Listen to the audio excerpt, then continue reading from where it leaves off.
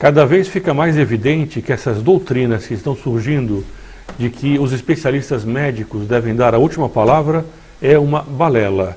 Ela costuma ser usada como pretexto para impor uma visão daquele que está usando esse pretexto como argumento. Nós vamos ver isso hoje em mais uma contradição flagrante que nós pegamos nesses últimos dias. Este é o canal do Instituto Plínio Corrêa de Oliveira e meu nome é Frederico Viotti. Se você não quer perder nenhum vídeo sobre esses assuntos, não se esqueça de assinar o canal. Aqui embaixo há um botão de inscrição e do lado dele um pequeno sino para ser ativado. Faça parte dessa reação pelo Brasil.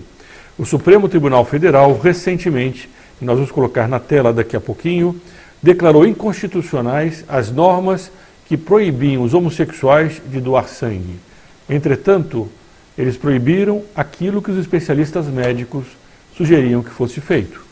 Ao mesmo tempo em que o próprio Supremo considera que o presidente da República não pode editar decretos, medidas provisórias que contrariem a opinião médica ou a opinião daqueles médicos escolhidos, o mesmo Supremo, entretanto, no caso de doação de sangue por pessoas que praticam o ato homossexual, desconsidera essas opiniões médicas.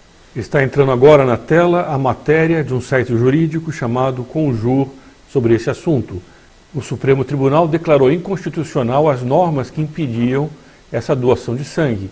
Essa matéria é do dia 9 de maio de 2020, portanto é muito recente. E ela trata do assunto de que a norma anterior, editada pelo Ministério da Saúde, era uma norma dos ministros da Saúde, dos especialistas médicos, delimitavam que aquele homossexual ativo, aquele que praticava o ato homossexual, que pela doutrina católica é um pecado, ele não poderia doar sangue se ele tivesse qualquer tipo de relação nos últimos 12 meses.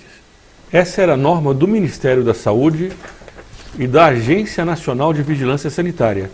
Era a portaria 158/16 do Ministério da Saúde e a resolução 34 de 2014 da Agência Nacional de Vigilância Sanitária, baseada em critérios técnicos, científicos, que o Supremo disse em várias ocasiões que devem pautar as políticas públicas. Mas quando vai contra aquilo que está numa agenda ideológica, numa agenda de esquerda, numa agenda socialista, ela já não tem a mesma eficácia que teria se fosse exatamente em sentido contrário. Nós já vimos aqui a questão da ideologia de gênero e que o Supremo, de forma também, a meu ver, contraditória, chegou à conclusão que os municípios não são livres para legislar contra a ideologia de gênero. Esses mesmos municípios e estados do Brasil que são livres para legislar sobre a questão do isolamento. Aliás, eles só são livres para legislar se eles aumentarem o isolamento, não se eles diminuírem, porque, segundo o Supremo Tribunal, os especialistas médicos recomendam o aumento do isolamento. Então, os prefeitos, que são livres para legislar nessa matéria, não poderiam legislar contrariamente à opinião dos especialistas. Mas agora, na questão da doação de sangue, tudo se inverteu novamente, por causa dessa agenda esquerdista. Também na questão da ideologia de gênero, a decisão do Supremo é que os municípios e os estados não teriam autonomia para legislar contra a ideologia de gênero. Na enorme maioria dos casos, os municípios que votaram a ideologia de gênero nas suas câmaras de vereadores, a decisão foi contra a aplicação da ideologia de gênero nos colégios, contra ensinar às crianças que elas poderiam ser meninos ou meninas segundo a sua escolha, que é uma perversão da inocência. Isso foi pelo menos o que esses municípios decidiram em função da educação que queriam dar para as crianças do seu município. Mas, entretanto, não interessa a autonomia ou a falta de autonomia dos municípios, pelo menos não é o ponto principal, assim como não é o ponto principal a vontade ou a falta de vontade do legislador federal ou do presidente da República. Há uma agenda que vai interpretar todos os direitos em função dessa ideologia que está contida nessa agenda. Vamos continuar a leitura dessa notícia sobre a questão da doação de sangue. Depois do relator ter votado a favor de permitir que os homossexuais, contrariando as recomendações da saúde, pudessem doar sangue, um dos ministros abriu uma divergência. Foi o ministro Ricardo Lewandowski.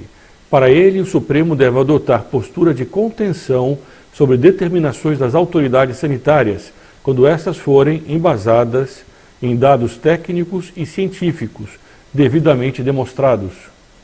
Nós temos então um ministro que pelo menos lembra daquilo que o Supremo tem adotado para muitas outras matérias. Sobretudo no momento em que nós estamos vivendo uma epidemia do vírus, do coronavírus, o Supremo tem dito que interessa a opinião dos especialistas que são escolhidos, porque os especialistas não têm unanimidade.